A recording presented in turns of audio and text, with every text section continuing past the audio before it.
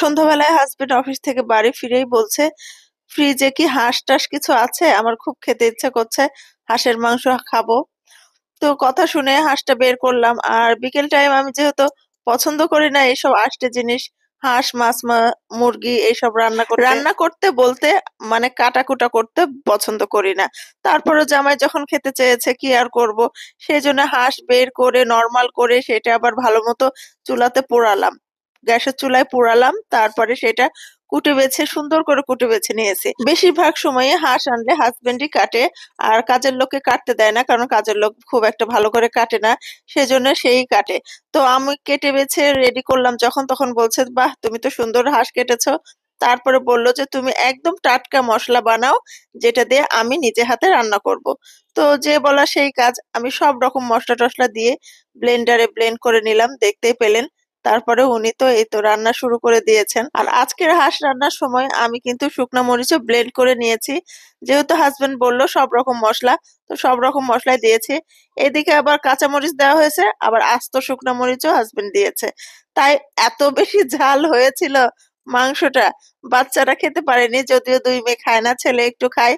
ছেলে একটু মাংস উপর উপর থেকে তুলে নিয়ে খেয়েছিল, আর আমার খুব একটা অসুবিধা হয়নি, আমি একটু ঝাল খেতে পছন্দই করি। আর হাঁসের মাংসটা ঝাল ঝালই ভালো লাগে।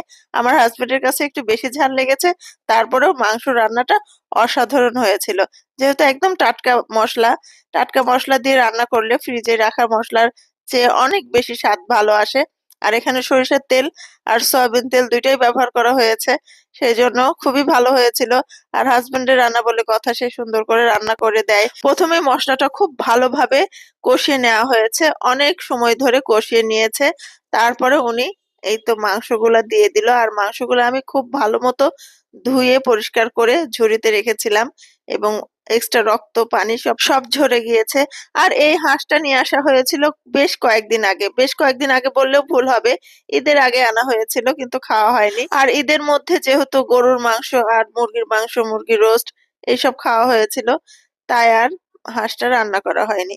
তো অনেক বেশি দিন যদি আবার হাঁস রাখা হয় ফ্রিজে, তাহলে কেমন যেন একটা খারাপ আষ্টেলে গন্ধ লাগে। আর আমার কাছে শীতকালে হাঁসটা বেশি ভালো লাগে, আমি গরমকালে হাঁসের মাংস খেতে তেমন একটা পছন্দ করি না। যদিও আমার জামাই পছন্দ করে, কিন্তু আমি পছন্দ করি না। আর আমার কাছে রাজহাঁসের চেয়ে পাতি হাঁস বেশি ভালো লাগে। আর আজকের এই হাঁস রান্নাতে আমার যা খাটুনি হয়েছে, হাঁস কাটলাম, পোড়ালাম, আবার রান্নাঘর ক্লিন করলাম, তারপর গরম পানি থেকে মশলা থেকে শুরু করে সবকিছু রেডি করে দিলাম, তারপরে হাজবেন্ড রান্না করছিল। আর মাঝে মাঝে উনি আবার বাচ্চাদের পড়াচ্ছে, তখন পড়াতে গেলে আমি একটু নাড়াচাড়া করছি। দেখতেই পাচ্ছেন আপনারা যে আমরা দুইজন মিলেমিশে এই রান্নাটা করছি। আর ঝাল এত বেশি পরিমাণ হয়েছে, তার পরবর্তীতে আমি আবার কিছু আলু সেদ্ধ করে এইভাবে দিয়ে দিলাম। আলু দেওয়ার পরে অবশ্যই ঝালটা সহনীয় পর্যায়ে চলে এসেছিল। তো এইভাবে আমরা আমাদের আজকের হাঁস রান্না শেষ করলাম। রান্নাটি কেমন লাগলো অবশ্যই জানাবেন, আর ভালো লাগলে লাইক কমেন্ট শেয়ার করবেন।